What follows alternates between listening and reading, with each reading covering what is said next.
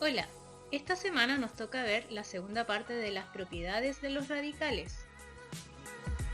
La semana pasada habíamos visto una propiedad que era aquella de la multiplicación y división con radicales del mismo índice. Partimos con las propiedades de esta semana. La primera propiedad nos dice que nosotros podemos escribir cualquier radical en forma de potencia expresando una potencia con un exponente fraccionario. Es decir, si yo tengo un radical con índice n y adentro tengo una cantidad subradical, yo puedo escribir esto en forma de potencia si mantengo la base y el exponente lo dejo como m partido en n, es decir, donde el denominador es el mismo índice del radical. Vamos a ver algunos ejemplos. Acá, el primer ejemplo me dice el radical cúbico de 5 elevado a 2. Entonces, si yo lo quiero escribir en forma de potencia, lo voy a dejar como 5. Y el exponente, el numerador va a ser este exponente que estaba acá. Y el denominador va a ser el índice del radical. 5 elevado a 2/3. ¿Qué pasa si yo tengo un radical que el número que está dentro no tiene un exponente? Lo agregamos. Nosotros sabemos que hay un 1 implícito ahí. Entonces nos quedaría 7 elevado a 1 partido en 4. Este de acá tampoco tiene exponente. Nosotros podríamos escribir 4 elevado a 1. Pero como la idea siempre es simplificar, también nos podemos dar cuenta que el 4 se puede escribir como 2 elevado a 2. Entonces, en lugar de poner 4 elevado a 1, vamos a escribir 2 elevado a 2. Y eso lo escribiremos en forma de potencia. 2 elevado a 2 partido en 3. El siguiente será lo mismo. Será 5 elevado a 3/6. Pero en este caso nos damos cuenta que el 3/6 se puede simplificar en 3. Entonces nos quedaría 3 dividido en 3, 1, y 6 dividido en 3, 2. Este de acá tenemos lista la potencia, pero si la idea es simplificar, nosotros podríamos decir que el 8 también se puede escribir en forma de potencia. Entonces, en lugar de escribirlo como 8 elevado a 2, vamos a mantener el elevado a 2, y el 8 es lo mismo que 2 elevado a 3. Aquí tenemos potencia de una potencia. Entonces, aplicamos la propiedad que nos dice que cuando tenemos una potencia de una potencia, mantenemos la base y multiplicamos los exponentes. 3 por 2 me queda 6. Y esto lo escribimos en forma de potencia de exponente fraccionario. Me quedaría 6 partido en 3. Y esta fracción, de hecho, es una división exacta. 6 dividido en 3 me queda 2. Siguiente propiedad.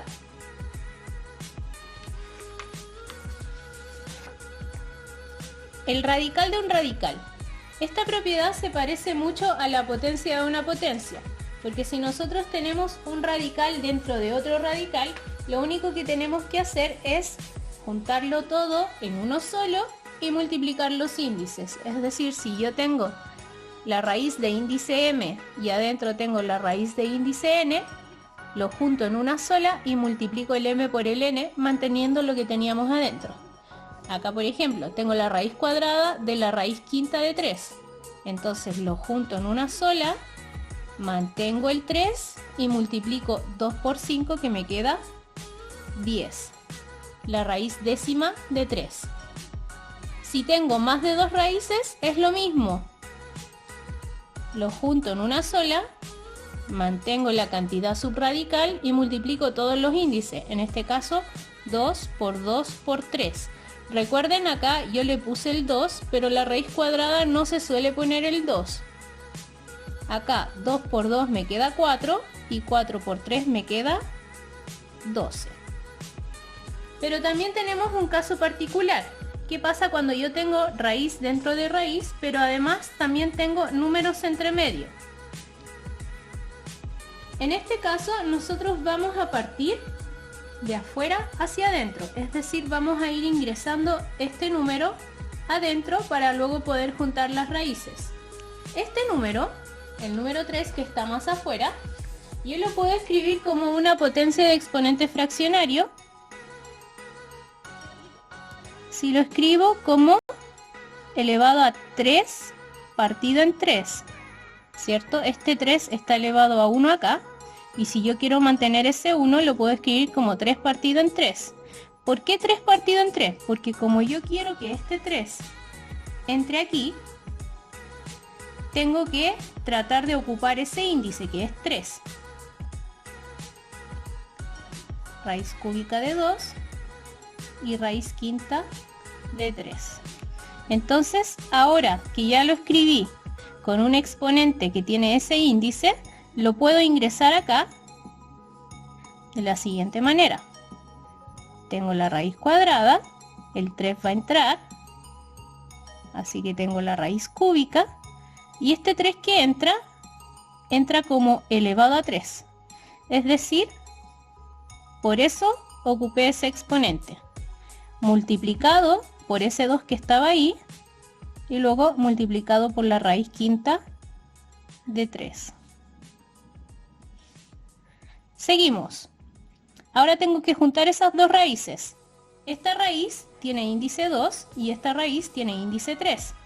Entonces lo juntamos en una sola, me queda 2 por 3, 6, el 3 elevado a 3 y el 2. Y luego tengo la raíz quinta de 3. Ahora tengo que ingresar estos dos números aquí adentro. ¿Y cómo lo voy a hacer? De la misma manera que ingresamos el 3 acá. Los voy a encerrar dentro de un paréntesis y los voy a elevar con este índice. Los voy a elevar a 5 partido en 5. Entonces, ¿cómo me va a quedar? Me va a quedar la raíz sexta, la raíz quinta. Estos dos ingresaron, entonces tengo 3 elevado a 3 por 2 dentro de un paréntesis, y esto está elevado a 5 y luego multiplicado por el 3 que estaba acá. Junto estas dos raíces en una sola, 6 por 5 me queda 30. Y ahora empiezo a aplicar la propiedad de la multiplicación de potencias en la inversa, es decir, en lugar de juntarlas, las voy a separar. Aquí tengo un 3 elevado a 3, que también está elevado a 5. Luego tengo un 2, que está elevado a 5. Y por último tengo el 3, que estaba dentro de la raíz que está más adentro. Potencia de una potencia, multiplico los exponentes. Y me queda 3 elevado a 3 por 5, que es 15. Tengo el 2 elevado a 5 y tengo el 3. Voy a juntar aquellas potencias que tengan la misma base, ocupando la propiedad de multiplicación de potencias de igual base. En este caso sería esta con esta. Pero como esta no tiene un exponente, le vamos a agregar el 1. Entonces, por último me quedaría el 2 elevado a 5, lo voy a dejar adelante porque es el número menor. Y luego me quedaría 3 elevado a 15 por 3 elevado a 1, que mantengo la base y sumo los exponentes.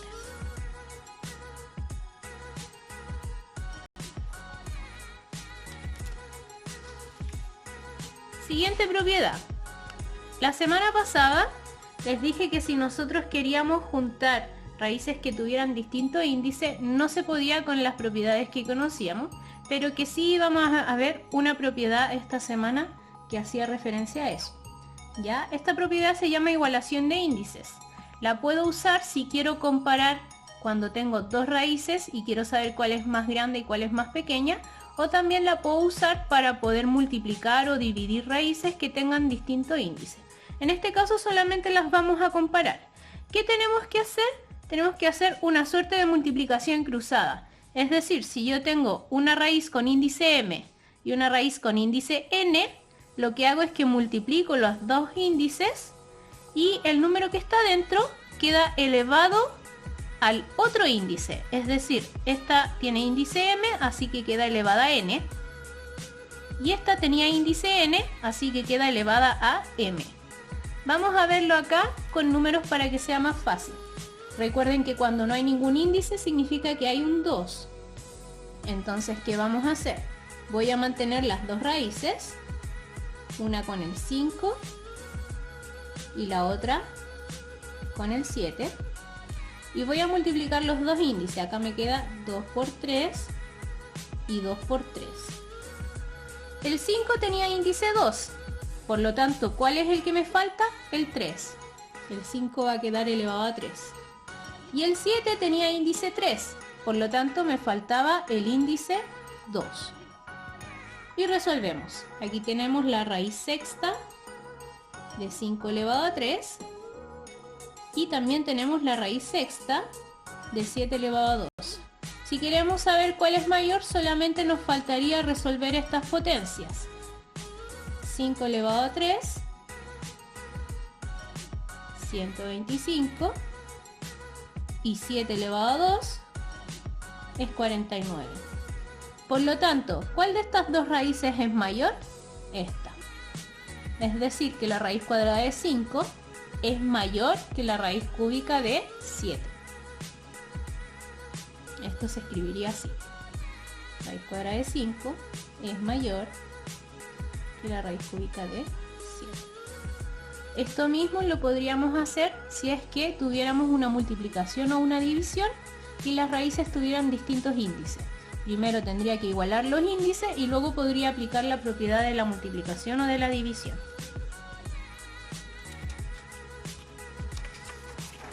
Por último, ahora como actividad planteada, tienen que resolver la página 17 del cuadernillo de ejercicios. ¿Ya? Para los que no tengan el cuadernillo de ejercicios en formato físico, se va a subir a Classroom en formato PDF. ¿Ya? La idea es que puedan resolver esa página durante la semana y lo vayan comparando con el solucionario. Si es que tienen alguna duda, me la mandan por mail o se la mandan a la profesora María José o la suben a Classroom, para que así la próxima semana la podamos resolver en la clase online que vamos a tener a través de Zoom. Los links para las reuniones en Zoom van a estar en Classroom.